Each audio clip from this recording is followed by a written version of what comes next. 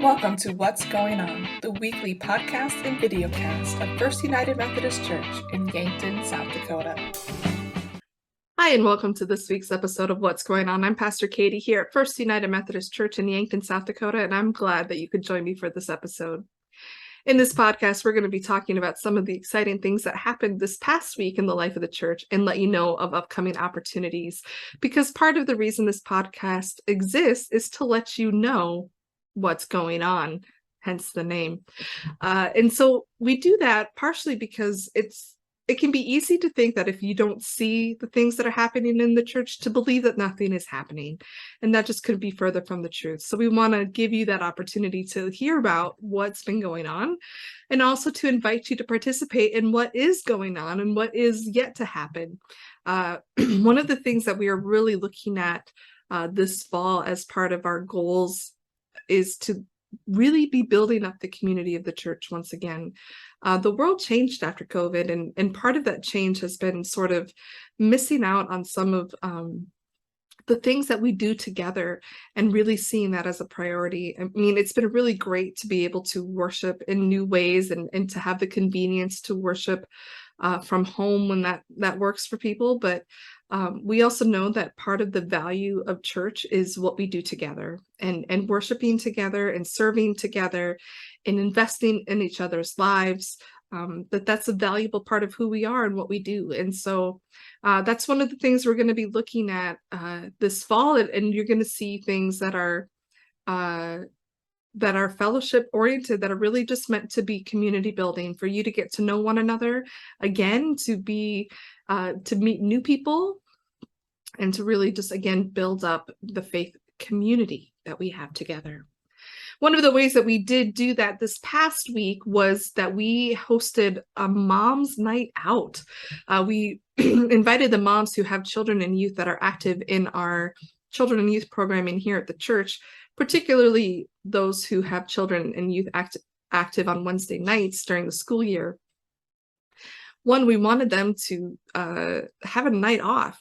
I don't know about you, but moms are busy, and moms are often guilty of taking care of everybody else but themselves. And so we saw that, and we saw a possibility of a way for some connection and community to be developed. And so we invited those moms out for a nice meal, for an activity, and gave them even little self-care bags to take home with them, and help them know that, one, we see them, we value our moms, we value and see the tensions and struggles that they live with as they are raising a family. And so we talked about that. We talked about the ways that the church is looking to help meet them in the needs that they have and meet where they are. And Wednesday night's service is one of those things. It's one of the realities that we saw, was that families were really pulled in a lot of different directions. And what could we do to help make sure that discipleship and faith foundation was attainable for our families? And Wednesday night worship was one of the ways that we thought that we could meet that need. A lot of our families have been able to be here on Wednesday nights due to, in particular, to the school system not having scheduling activities on Wednesday nights. And so we figured, we know that they're here. Let's create an opportunity for them to be able to worship together as a family. And so that was a really fun night, our mom's night out. We did string art as part of that, and talked about patterning our life on God's love. And it was really cool. And we're looking at, it was well received. We're looking at possibly doing kind of a quarterly event just for our moms. It probably won't be quite as involved as this one was, but just again, an opportunity for our moms to get out to have community with one another, to remember that we are not alone in what we're doing, in the struggles and tensions that we face. Other families and moms are facing them as well. And that we have great resources here in the church, that we have moms with older children who can be a resource and a source of wisdom for our moms with younger children like me. And so we had 20 parents moms come out for that, and that was really fun. So that was last Wednesday. We also then did our vacation Bible school, which Tiffany and her team do such an amazing job. We had about 50 kids attend this year, which is wonderful. It was energetic and it was exciting and fun. Evie Syme was kind of the leader for the opening and closing, and she was just, she is in her element when she does stuff like that, and it's so fun to watch her and engage with those kids. And they were doing science experiments, and it was really a cool experience is what I wanted to say. But I want to give special shout out to all of the volunteers that helped set up, all the volunteers that helped plan for this, who did the different stations. Thank you to all the adults who came and offered, you know, to be volunteers, to be adult presence in the different areas. We can't do it without a whole bunch of people. Special shout out to Carol for feeding people. She had a bit of a miraculous moment in the kitchen, and she shared that on Sunday during our God moments, where Friday night we were expecting to feed, I don't know, maybe 60 people at the most, and we ended up feeding almost 80. And she said that we did not run out of food. We had plenty for everybody, and that God just provided. And I just love that story, because we were talking this week about how God's marvelous deeds continue to happen, and they do as long as we're paying attention. God is doing good things, and so that was a really cool story. But yeah, VBS was great. We had them in worship on Sunday for our 9 o'clock service. The kids led all of the music and they did the actions, and it was just super fun and super great. Such a energetic, such a joyful service, and one of my favorites throughout the year that we get to do. So that was a big week for us at the church. We had a lot going on. And then now we're gearing up because school starts next week already. They're doing conferences this week, and so that's crazy, but that means that we're also on the verge of our new schedule as well. So this coming Sunday, the 21st, is our final Sunday where we have 2 services. So this Sunday you can come at 9 and 10:30. And at both services, we're going to have the blessing of the backpacks. And this is something that we do to kick off the school year. We invite our children to bring their backpacks with them to church. One, let's show them off because they're awesome. And, you know, why not show them off to people, right? But also, if you are a teacher, if you are on faculty, if you're staff, if you are administration, we want you to bring a bag as well. And the reason we do that is we're going to invite you to come, and we're going to bless you for the school year and give you something to attach to your bag as a tangible reminder that you are going into this school year not only with God's love and support, but with our love and support as well. And so that's happening both services. You can come to either one and receive that. If you can't make it this Sunday, but you said, I really would love to have something like that, we're going to have them available. Just stop by the office. We'd be happy to give you kind of the token that we have and bless you for the school year. And know that next week we'll be praying for all of our students and all of our teachers and faculty as they kick off the new year. So that is happening this Sunday, the final Sunday of 2 services, which means that the 24th, next Wednesday, is when we kick off our Wednesday night service and kick off 6:05. So that's a little earlier than we've done it in the past, but we really wanted it to coincide with back to school, that you just get right in the rhythm right away, the first week of school, that we have school, and then Wednesday night programming here at the church. Our musical programming is going to start after Labor Day, so in September. So if you're interested in joining any of the bell groups, any of the choir, praise team, you can talk to Sarah at any point and let her know that you're interested in doing that. But those other ones, those that rehearse on Wednesday nights, they'll start in September. But our 6:05, our meal, our youth group programming, that begins on the 24th. Confirmation is actually going to start in September. Those letters are going to be going out, I believe, this week for our 7th and 8th graders, because we are switching to a 2-year format, which is a little bit different. But we really have found that we just don't have enough time to really dig into the things that we've wanted to dig into and do the things that we've wanted. And so That's going to be something that's a bit of a change. I'm happy to discuss more about that as we go on, but those letters should be coming out. If you are someone who has a child or a youth that is interested, who hasn't not been confirmed, but is not in that age group, maybe they're a little bit older, who wouldn't necessarily be on our list, let me know. We'd love to have them. It's definitely open to anyone. We just think anything younger than 7th grade is maybe a little too young to really kind of appreciate what we're doing. The 7th grade and 8th grade might be too young to appreciate everything, but sometimes you do things and then appreciate it later in life too. They're also going to be asking for mentors in the church, and they need to find a mentor who's not related to them. And so prayerfully consider if a student has asked you to be their confirmation mentor. That's a really big deal to get asked. That's not an easy thing for our students to do. And so please prayerfully consider doing that and coming the first night and learning more about what that means. But it's not an every week commitment. We kind of have a rotation for how we do the mentors, but I just want you to know that it's a pretty big deal. If someone thinks of you and asks you to do that, I hope that you prayerfully consider doing it. So the way the schedule is going to look on the first Wednesday night, the 24th, is you can come at starting from 5 to 6-ish is when we're going to be serving a meal. And that is for everybody. The whole family can come for that. At 5:30, will be the beginning of 6:05. And so if you have children that are in 6:05, try to come maybe just a little bit earlier, let them get something to eat, and then attend 6:05. You can either help with 6:05 or help with serving, or sit down and have a meal yourself and have some fellowship with some other adults. I don't know about you, but I'm always in need of conversations with other adults as a parent. And so there's opportunity for that. At 6:15, 6:05 ends and worship will begin up in the sanctuary. 6:05 will end in the sanctuary and worship begins at that time. And so your kids are going to be already ready to worship.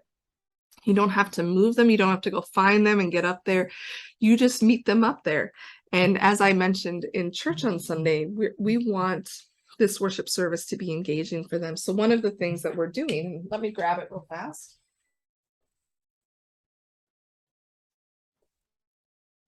One of the things that we're doing is creating some opportunities for them to worship in new ways. And so we have some of these ribbons. If we need to get more, we'll get more. I have more than one, I promise. We'll have that available, encouraging them to move during worship songs and things like that. Again, we want this to be something that they're excited about, that fills up their cup as much as it fills up your cup. And it is a real worship service. It's not, like a kids worship service. It's for the whole family. And don't forget, we're doing the kids mission offering as part of worship now, so that our children learn that when they give to the church, that really they're giving to make a difference in the world, that we use that money to help make the world a better place and to extend God's kingdom in the world. And so the mission offering that they give, that goes into the buckets, they will get to decide what mission that goes toward, and 100% of it's going to go toward that. None of their money is going to go toward kind of our general operating budget, because we're going to trust that you and the members of our church are covering that in their gifts and tithes. But we want our children to learn in giving that when we give, it makes a difference. So that's the goal and purpose of the youth offering. It can be change. Change is fun because it's a metal bucket, but it can be cash, it can be checks, it can be whatever. And all of that is in the buckets, is designated separately, again, so it doesn't go into our general budget at all. So Wednesday nights worship is going to end around 7. So it's going to be a slightly shorter service than our Sunday services are. And then confirmation will follow. There's another belt group that's going to follow when they get going, and then youth group afterward. And we did that because we knew for families with young children, that worship would be the end of their night for them. and they can go home and get their kids to bed because it's Wednesday night and they have school the next day. And we know that our older kids can handle staying up a little bit later. And so there's a little bit something for everybody. We tried our best to kind of coordinate everything so that everything fits and works together and flows in a way that sort of makes sense. So hopefully that's what you find in the process. And then on August 28th begins one worship service on Sunday. And that worship service is going to be probably the best way to describe it musically would be blended. It's going to be a blended service. We're going to have a little bit of contemporary music. We're going to have some traditional hymns, and we're looking for some special music. Our choir will be sharing there. Our bells will be sharing there. Our bells will be sharing on Wednesday nights as well in that worship service. But it's just going to be a little bit featuring all the wonderful gifts and talents that we have here in the church. Our Sunday service is the service that we're going to live stream and broadcast out. And it's going to be the full hour service, and again, something accessible for the whole family, but a little more, formal is not the right word because I'm not a formal person. Slightly more liturgical, slightly more structured, I guess, would maybe be a more apt word to describe it. But we're trying things out, and things are going to kind of be fluid for a little bit until we find what works best for our church. And so we ask that you come and let us know, what things do you really appreciate? What things are maybe not working as well that we can revisit and look at and talk about and work out together. I appreciate your feedback. I appreciate people when they come in and visit with me about the things they're excited about and the things that they're nervous about or worried about or that they don't understand, because then I can speak to that and share the thought process behind things, maybe, and find out areas where we didn't think about it. Oh, we should have thought about that. Or areas where you have great ideas that we can take and adapt. Again, looking in the fall, we also have some more opportunities for you to get involved in small groups. Small groups are an incredible resource, incredible value, and really are where discipleship happens the most. And so we do have some people that have been involved in small groups and studies for years and years and years, and others who have kind of never been involved or don't really know what it's about. And so I want to put out just a couple of options for you. On Sunday mornings before worship, there's going to be a couple of studies that are happening. I think in September after worship, we will be doing a new members class, but that won't start until after Labor Day.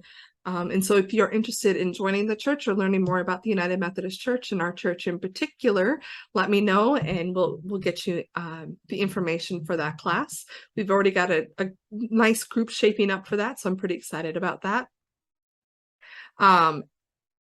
And then Tuesdays, I do a lunch study on Tuesdays because why not?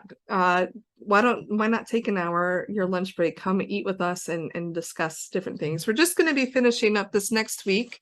We've been reading this all summer. This is the books of the Bible. Last summer, many of you did our New Testament Challenge, which was the same series. So my group has gone on and we began in Genesis, and we've read Genesis through the book of 2 Kings. Well, we will as of next week, this whole book this summer. And that's been really fun, covenant history, especially as we walked this summer in worship through the story of Moses and Exodus and that. And so we've gotten kind of the full context of that as we were reading through this. But now we're going to be taking a little break, because I will say that doing this is very intensive. It's a lot of reading before a class. And so that can kind of put people off a little bit. But we'd like to break that up before we do our next section of this. And we're going to be doing a DVD series called Pneuma. Excuse me. Pneuma is a series that Rob Bell put out. Gosh, it's probably been 20 years ago now, which, oh my gosh, dates me like a lot. Totally fine.